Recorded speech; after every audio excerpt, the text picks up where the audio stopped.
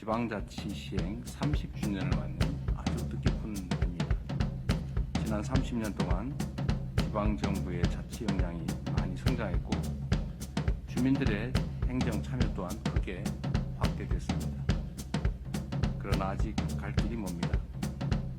일상 가장 가까이에서 국민을 섬기는 지방정부의 역할과 기능에 비해서 해야 될 것 같습니다. 실무협의회 공동위원장이신 경상남도 지사님께서 보고해 주시기 바랍니다. 예, 안녕하십니까. 중앙지방협력회의 실무협의회 공동위원장인 경남도지사 박완수입니다. 10월 31일에 개최된 제9회 중앙지방협력회의 실무협의회고요. 명칭 배경 부분은 옛날에 문재인 정부 시절에 지도시사들이 중앙지방협력회의가 아주 간편하고 뜻을 잘 나타낸다. 오히려 복잡하게 바꾸면 그 뜻이 희석되기 때문에 명칭은 그대로 두자 하는 것이 대부분의 의견이었습니다. 협의가 안 됐다 그 말인데? 지방 서비스를 했을 때는 시군 단위는 오히려 우리 전라남도 같은 경우 교부세를 많이 혜택을 많이 보기 때문에 교부세 감축이 지방 서비스에 따라서 많이 일어나면은 시군 단위는 오히려 마이너스 현상이 벌어진다 역전했습니다. 네. 그래서 지방 서비스보다는 일정 부분 하더라도 지방 교부세를 대폭 네.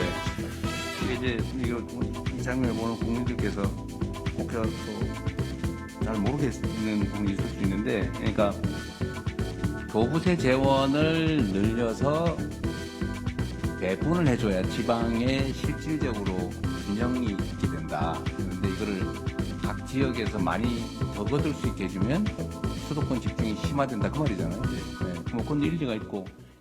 구조가 있습니다. 특히 국고를 보조받는 경우에 서울시는 여타 시자체에 비해서 항상 차등 대우를 받습니다.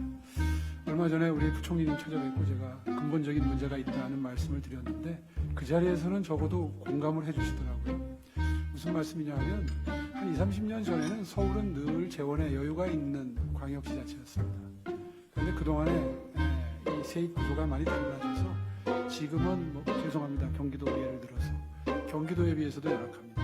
그럼에도 불구하고 경기도와 비교했을 때 저희가 역차별을 받고 있습니다. 예를 들면 올해만 하더라도 150개 사업에서 한 3조 1천억을 저희가 부담을 받았습니다. 그러니까 무슨 일을 하든 항상 서울은 국고 보조금이 적은데 경기도는 저희보다 항상 정부 3년간 감세를 할 때 경제가 안 좋아서 지방 교부세가 예를 들면 전라남도 같은 경우는 1조 8천억씩 3년간 적게 온 거예요. 5조 4천억이 적게 왔으니까 얼마나 이게 사실 감축이 많이 된 거예요. 그래서 이런 부분을 회복하려면은 물론 내년 경제가 좋아지면 일정 부분 회복이 되겠지만은 이 지방 교부세율을 19.24에서 5% 올리는 게 가장 급선무라고 생각을 합니다. 그리고 이제 왜 이렇게 됐냐면은 지방 교부세 인상을 하는 것은 균형 발전 차원에서 이 제도를 설계했기 때문에 거리가 먼 지역에 대해서 더 많이 가는 제도입니다.